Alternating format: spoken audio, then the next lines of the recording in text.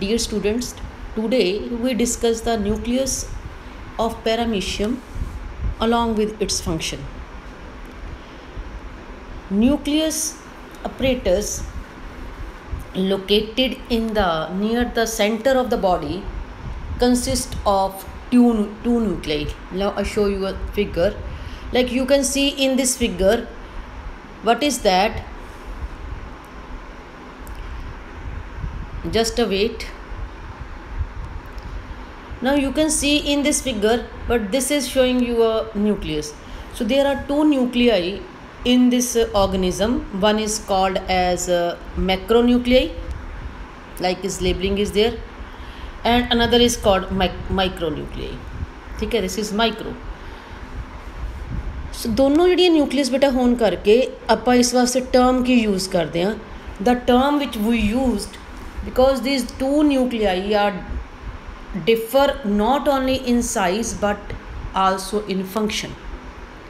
ठीक है, साइज तो तुसी देख ही रहे हो. One large kidney shape that is called as a macronuclei, and a small which is fit into the curve of the macronuclei, that is called micronuclei. So that both ਜਿਹੜੀਆਂ ਨੇ ਦੋਨੋਂ ਨਿਊਕਲੀਅਸ ਹੋਣ ਕਰਕੇ ਵੀ ਨੇਮ ਦਾ ਫਿਨੋਮੀਨਾ ਇਜ਼ ਕਾਲਡ ਨਿਊਕਲੀਅਰ ਡਾਇਮੋਰਫਿਜ਼ਮ.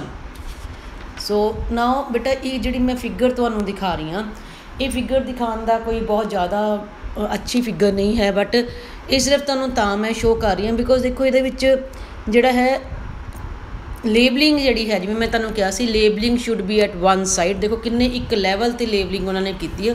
ਸੋ ਇਸ ਤਰ੍ਹਾਂ ਦਾ neat and clean diagram ਹੀ ਤੁਸੀਂ ਬਣਾਉਣੇ ਆ. ਸੋ ਇਹ ਫਿਗਰ ਇੰਨੀ ਮਤਲਬ ਵੀ ਕੈਨ ਸੇ ਨੇ ਨਾਟ very good as there formation wise, but the labelling is very good. ਠੀਕ ਹੈ, ਸੋ ਦੇਖੋ ਇੱਕ ਲੈਵਲ ਦੇ ਉੱਤੇ ਆ ਕੇ ਉਹਨਾਂ ਨੇ ਕੀਤਾ ਕਿ ਜਿੱਥੋਂ ਸੀਲੀਆ ਸ਼ੁਰੂ ਹੋ ਰਿਹਾ ਉੱਥੇ ਕੰਟਰੈਕਟਾਈਲ ਵੈਕਿਊਮ ਸ਼ੁਰੂ ਹੋ ਰਹੀ ਹੈ, ਸਾਈਟੋਪਲਾਜ਼ਮ ਸ਼ੁਰੂ ਹੋ ਰਿਹਾ. So like that this. ਹੁਣ ਜਿਹੜੀ ਬੇਟਾ ਇਹ ਦੋਨੋਂ ਨਿਊਕਲੀਅਸ ਨੇ, that is one is called as a macronuclei. ਹੁਣ ਜਿਹੜੀ ਮੈਕਰੋਨਿਊਕਲੇਈ ਹੈ ਆਪਾਂ ਦੋਨੋਂ ਦੇ ਬਾਰੇ ਗੱਲ ਕਰ ਰਹੇ ਹਾਂ. ਇਟ ਇਜ਼ ਲਾਰਜ ਹੈ, ਕਿਡਨੀ ਸ਼ੇਪ ਹੈ. It synthesize both DNA and RNA. So ਇਹ ਜਿਹੜੀ ਮੈਕਰੋਨਿਊਕਲੇਈ ਹੈ, ਇਟ ਕੰਟਰੋਲ ਫੰਕਸ਼ਨ ਇਹਦਾ ਕੀ ਹੈ, it control the normal activities of the body like metabolic activities, mitotic division and cellular differentiation. So this also responsible for the genetic control of the phenotype दो protein synthesis. ठीक है, क्योंकि through protein synthesis कर रहे हैं, so that means it की है control भी कर रहे हैं जी genetic information. So it is not essential for sexual reproduction. This is not essential for, that means this is not playing a role in any sexual reproduction. So that's why this nucleus is also called as we name it as a vegetative nucleus. It is polyploid, the chromosome having undergo repeated replication after its origin from the micronucleus. That means origin wise ਇਹਦਾ ਕਿੱਥੋਂ ਹੋ ਰਿਹਾ, ਮਾਈਕਰੋਨਿਊਕਲੀਅਸ ਤੋਂ ਜਿਹੜਾ ਹੈ ਮੈਕਰੋਨਿਊਕਲੀਅਸ ਦੀ formation ਹੁੰਦੀ ਹੈ. There is 100,000 of time more DNA in the macronucleus than in the micronucleus, and the DNA of macronucleus is not organized into chromosome. This is the one thing, that means there is no, ਜੇ ਆਪਾਂ internal structure ਦੇਖੀਏ, there is no chromosome formation like this. You know that ਆਪਾਂ chromosome ਦੀ ਜਿਹੜੀ ਹੈ formation ਕਰਦੇ ਹਾਂ like this, ਕਿ ਇਹ ਇਸ ਤਰ੍ਹਾਂ thread like ਪਏ ਨੇ like this, but not in a structure like chromosome. ਠੀਕ ਹੈ, ਸੋ ਕ੍ਰੋਮੋਜ਼ੋਮ ਜਿਹੜੀ ਹੈ ਔਰਗਨਾਈਜੇਸ਼ਨ ਇਸ 'ਚ ਨਹੀਂ ਪਈ. ਠੀਕ ਹੈ, ਸੋ ਇਹ ਹੈ ਮੈਕਰੋ ਨਿਊਕਲੀਅਸ. ਇੱਕ ਹੋਰ ਚੀਜ਼ ਹੈ ਕਿ ਮੈਕਰੋਨਿਊਕਲੀਅਸ ਕੰਟੇਨ ਮੈਨੀ ਨਿਊਕਲੀਆਈ ਇਨ ਵਿਚ RNA is synthesized. The amplification of gene in the macronucleus probably increase the rate of protein synthesis for assembly of complex and numerous ciliate organelles. ठीक है, ਨਾਓ ਦੂਸਰੇ ਪਾਸੇ ਇਹ ਵੀ ਦੇਖਿਆ ਗਿਆ ਹੈ ਕਿ ਇਹ ਮੈਕਰੋਨਿਊਕਲੇਈ ਜਿਹੜੀ ਹੈ ਉਹ ਰਿਮੂਵ ਵੀ ਹੋ ਜਾਂਦੀ, ਲੋਸ ਵੀ ਹੋ ਜਾਂਦੀ, and even though the micronuclear is still present, all organelles degenerate and the organism die. That means वैसे लोड है, बट ये जे इसनूं आपां रिमूव कर दईए लॉस कर दईए दैन जे माइक्रोन्यूक्लियर प्रैजेंट भी है तां भी जिहड़ी है सारियां ऑर्गेनिक ਡੀਜਨਰੇਟ कर जांदियां ने बिकॉज इन्हें प्रोटीन सिंथिसिस हैल्प करनी है नवीं ऑर्गेनलिज फॉर्म च हैल्प करनी है सो क्लीयर आई थिंक तुहानूं जिहड़ा है दिस मैक्रोन्यूक्लियर दा फंक्शन जिहड़ा है क्लीयर हो गया हुण सैकेंड जिहड़ी है that is called as micronuclei micronucleus जिहड़ी है it is small you can see spherical it lies in the depression of micronucleus it is concerned primarily with the synthesis of DNA it is diploid with little RNA this is a 2n in number diploid means 2n in number two set of chromosome ਇਹਦੇ ਵਿੱਚ ਆਪਾਂ ਕੀ ਕਿਹਾ ਸੀ chromosome ਦਾ number ਕੀ ਹੈ variable ਹੈ ਕੋਈ defined ਹੀ ਨਹੀਂ ਹੈ chromosome that means DNA ਜਿਹੜਾ ਹੈ इंटरमिंगल होके पिया हुआ ठीक है so then another thing is that हुण इस माइक्रोन्यूक्लियस की होर आपां गल करिए it store genetic material necessary for genetic exchange and nuclear organization it participate और control the reproduction and heredity control the heredity ठीक है so if it is controlling the heredity and then it is also produce macronucleus so it contain typical chromosome so ਇਹਦੇ ਵਿੱਚ ਕੀ ਹੈ typical chromosome ਦੀ formation ਹੈ ਜਿਹੜੀ ਕਿ ਆਪਾਂ ਕਿਹਾ 2n in number है and that's we can say it paramecium without micronucleus can survive and even divide but fail to reproduce देखो वो opposite है so that means जड़ियाँ ने ये न्यूक्लियस जड़ी है because it is नवीं जनरेशन नवीं सैक्शुअल मोड च हैल्प करती असीं इसनूं जनरेटिव न्यूक्लियस कहने so remember macronucleus is called as vegetative and micro is called as generative ਇਹ वर्ड तुसीं फैमिलियर हो +2 च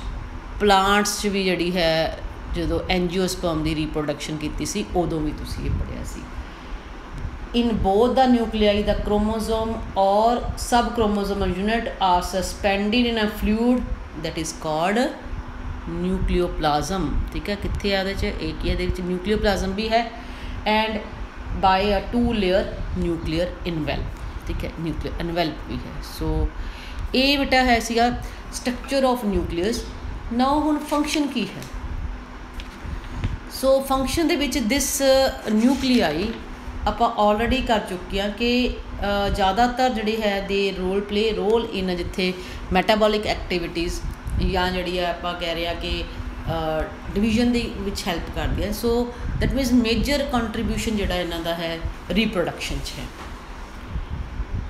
ਸੋ paramecium show asexual as well as sexual reproduction ठीक है सो paramecium ਜਿਹੜਾ ਹੈ ਜਦੋਂ sexual ਤੇ asexual reproduction ਦੋਨੋਂ ਸ਼ੋ ਕਰਦਾ ਹੈ then ਆਪਾਂ ਇਸ ਦੇ ਵਿੱਚ ਕੀ ਹੈ ਸਟੱਡੀ ਕਰਦੇ ਹਾਂ ਕਿ 1 by 1 ਕਿਸ ਤਰ੍ਹਾਂ ਦੀ ਜਿਹੜੀ ਹੈ reproduction ਜਿਹੜੀ ਹੈ ਇਸ ਆਰਗੇਨਿਜ਼ਮ ਦੇ ਵਿੱਚ ਆਪਾਂ ਨੂੰ ਐਗਜ਼ਿਸਟੈਂਸ 'ਚ ਮਿਲਦੀ ਹੈ so it show both type of reproduction asexual reproduction as well as sexual reproduction ਜਿਹੜੀ asexual reproduction ਹੈ ਬੇਟਾ ਉਹਦਾ simply binary fission ਵਾਂਗੂ ਹੈ and sexual reproduction takes place by a process called conjugation but at time by process named ਉਹ ਜਿਹੜੇ conjugation ਹੈ ਉਹਨਾਂ ਨੂੰ ਅਲੱਗ-ਅਲੱਗ ਫਿਰ ਫਾਰਮਸ ਆਪਾਂ ਕਰਦੇ ਹਾਂ endomixis autogamy cytogamy hemixis सो ये अलग अलग कैटागरीज ने सो इन दिस फिगर जी है आप रिप्रोडक्शन बाइनरी फिजन वो दिखाया है कि न्यूक्लीयर जी मैंबरेन है वो किस तरीके जी है क्रोमोसोम नैटवर्क तुहानूं हुणे कहा कि क्लीयर नहीं होंदा क्रोमोसोम्स वो कि हौली हौली जी डिसइंटीग्रेट करन लग पैंदी मैं तुहानूं पहलां शो करें क्योंकि जी फिगर्स आप बुक्स ਜਾਂ किस बनिया होंदियां ने वो बहुत ज़्यादा क्लीयर नहीं होंदियां इस करके सानूं जी है ये समझ नहीं आती कि किस तरीके नाल डिवीजन होंदी है सो इस रिप्रोडक्शन के अंदर आप देखते क्रोमोसोम जोड़े है वो इस तरीके हौली की है पहला न्यूक्लियर इनवेल्प एक्सटेंड करना शुरू कर दिया वो विचकार जोड़े क्रोमोसोम्स ने वो भी सैपरेट अपार्ट, जिवें आप पोल्स वाल जाने शुरू हो गए एंड हौली हौली की है पोल्स वाल जाके वो की है डिवीजन हो जाती है, लाइक आप जी देख रहे हैं सारा पैटर्न। ठीक है, सो नाउ आप फुल फ्लैज जी है मैकेनिज़म देखते हैं कि बाइनरी फिजन हुंदा किस तरह है।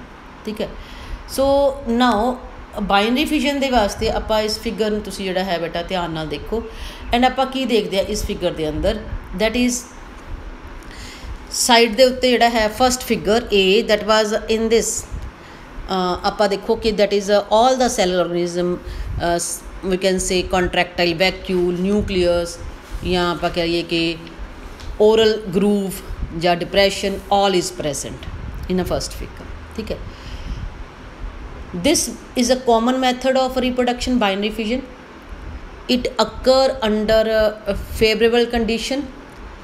Binary fission जो बेटा हुंदी है एट ये जी बाइनरी फिजन देखी गई है, सो मतलब कि parent organism into two daughter organism convert हो जाना, leaving no traces of parents. It takes place by transverse division, so cutting into kinetics mean जी लॉन्गीट्यूड एक्सिस है, आ जी लॉन्गीट्यूडनल एक्सिस है ये एस राइट एंगल ते कट आना है। ठीक है, so it is called as binary fission जी है, जिसनों ट्रांसवर्स और called as horizontal binary fission which is right angle to the longitudinal axis of the body.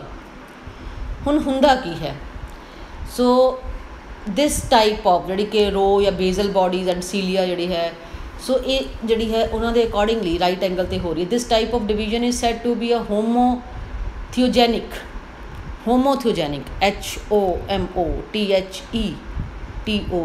GENIC। ठीक है, क्योंकि ये क्यों वर्ड यूज़ किया, क्योंकि जोड़े केस ऑफ यूग्लीना है या होर इन्हों के ऑर्गेनिज्म ने सीलिएट्स के अंदर which plane of division being longitudinal cut between the two rows of basal bodies, इस तरह रोज बेजल बॉडी के विचों निकलती है, but it is at right angle. ठीक है, सो पहली गल तो ये तुहानूं क्लीयर होनी चाहिए है। ठीक है, दैट मीनस ट्रांसवर्स बाइनरी फिजन है। ठीक है, नाउ प्रोसैस किवें शुरू होंदा है बाइनरी फिजन दे विच की है कि बिगिनस पैरामीशियम जिहड़ा है दैट वाज स्टॉप फीडिंग, खाना बंद, ओरल जिहड़ा है दिस डिप्रैशन या ओरल ग्रूव, ये हौली हौली बेटा डिसइंटीग्रेट, लाइक देखो इत्थे पूरा है एट दिस रीजन एक ही डिसइंटीग्रेट होना शुरू हो गया। ठीक है, so that means the buccal structures being disappeared. ठीक है, near the we can say middle the body for the contractile vacuole that are to appear later for the daughter individual। ठीक है, वो भी देखो कि थोड़ी थोड़ियाँ की डिसइंटीग्रेट या की है the doubling of सीलिया start on the ventral side near the mouth. ठीक है, इतने आप सीलिया नहीं दिखाई, ठीक है, ताकि थोड़ी अवॉइड किया ताकि जी है अपन समझ आ जाए मैकेनिज्म। सो ईवन जो सीलिया जोड़े होंगे वेंट्रल साइड तो वह भी डबलिंग होनी शुरू हो जाती है एंड हौली हौली की वो सारी बॉडी में डबल हो जाती है। ठीक है, that means cilia start from the ventral side near the mouth तो शुरू होकर इन्होंने प्रोसीड करना। ठीक है, डबलिंग होगी। ठीक है, एंड दैन ईवन आप देखेगा कि नैरो बैंड जोड़ा है दैट वाज कंस्ट्रिक्शन के अकॉर्डिंगली आप देखते हैं कि जो नैरो बैंड है around the middle of the body, so then हौली हौली ये ब्रॉडन होना शुरू हो जाता। ठीक है, narrow band means this bending this constrictions एक ही है अपन होनी शुरू हो जाएगी। ठीक है, नाउ ड्यूरिंग बाइनरी फ्यूजन होर चीज़ की देखी गई, जो paramecium it is less active, assume somewhat spindle like form and its oral groove totally disappear. Now the micro nucleus, देखो ध्यान ना सुनना है, माइक्रो ते मैक्रो की गल करनी है। Micronucleus divide by modified mitosis called intranuclear और called closed mitosis as in other protozoan. chromosomes appear and intranuclear spindle is formed. Chromosome go over equator of the spindle and move apart a group। जिहड़ा मैं तुहानूं पहला figure से दिखाया सीगा उस तरीके नाल की है, एक ही है मूव अपार्ट होने शुरू हो जाते। ये माइक्रो न्यूक्लियस से दिखा रहे हैं। ठीक है, दो च डिवाइड होना उन्हें properly and very small numerous compactly arrange. So हौली हौली की है आप ये देखते हैं कि nuclear membrane persist in all the mitosis phase and two micronuclei formed move away from each other। देखो पहला वो स्पिंडल बनया, स्पिंडल में जो इनलार देखो देखो मिडल पे स्पिंडल बनया and then apart and then की है दो जड़ियाँ ने साढ़े को माइक्रोन्यूक्ली बन जाती। जिहड़ी मैक्रोन्यूक्लियस है divide a mitotically which is simply elongated, ठीक है वो ईलोंगेशन होगी जी मैं तुहानूं पहला फिगर दिखाई सी कि उन्हें विच इस तरह नहीं है कि दो स्पिंडल बने, नो इज जस्ट ईलोंगेशन, ठीक है। एंड जो ईलोंगेशन होगी एंड दैन हौली हौली की है the transverse constriction start appearing into the centre and हौली हौली ये ट्रांसवर्स कंस्ट्रिक्शन की है एक दूजे के नेड़े आके दोवां पार्ट्स डिवाइड कर देंगे एंड बक्कल कैविटी। दैन उस तो बाद new buccal cavity and cytopharynx are form for the future posterior, that means इत्थे बनना शुरू हो गया, ठीक है। सो ये दोनों जी है फॉर्मेशन होने के नाल की है टू डॉटर न्यूक्लियाई जड़ियाँ ने वो बन गई एंड दोनों जड़ियाँ ने daughter nuclei they receives what one contractile vacuole from the parents and develop new contractile. देखो एक तो उन्होंने कॉन्ट्रैक्टाइल वैक्यूल मिल गई, ठीक है, एक ही वो फिर डिवेलप करते हैं and the interior daughter remain the anterior parent vacuoles and the posterior vacuole and develop a new anteriorly, means एक ने posterior develop कर लेनी एक ने interior develop कर लेनी है। so that is two daughters। finally आप देखते हैं कि ultimately जी है दो parent ਜਿਹੜੇ है cells, ठीक है, उन्हों की की है formation होके दो अपने साढ़े को की है पैरामीशियम की formation हो जाती। ये बेटा एक चीज़ ख्याल रखनी है, the newly formed daughter paramecium neither resemble each other nor by typical vegetative parents। For some time they can be distinguished as the anterior daughter is anterior जी है we name as a PROTER proter, anterior में असी proter कहता and जी posterior है we name as opisthy OPISTHE,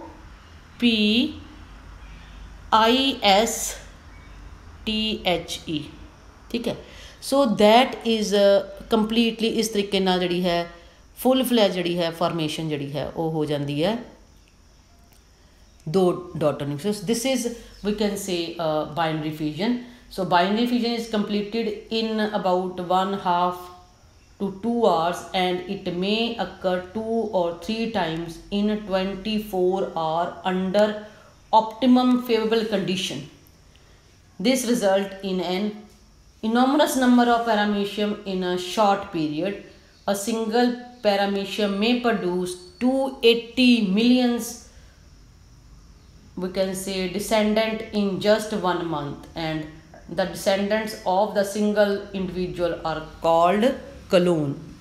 सो ये है कि जो इस तरीके का होंगे कि बड़े सारे पैरामीशियम बन जाते हैं under controlled condition in the laboratory. Paramecium have reproduces by binary fusion for more than 1500 generation averaging about 600 generation per year, ठीक है। सो इन्नियां जिहड़ियां फॉर्मेशन होंदी है। सो ये जी है आल टुगैदर आप ये गल कर रहे हैं कि इस तरीके नाल की है इन्हां विच बाइनरी फ्यूजन होंदी है। इस तो बाद आप नैक्सट जी है सब तो ज़्यादा मानते हैं कि बाइनरी फ्यूजन जी है that is result in rapid multiplication and effectively maintain the race of paramecium. इस तो बाद आप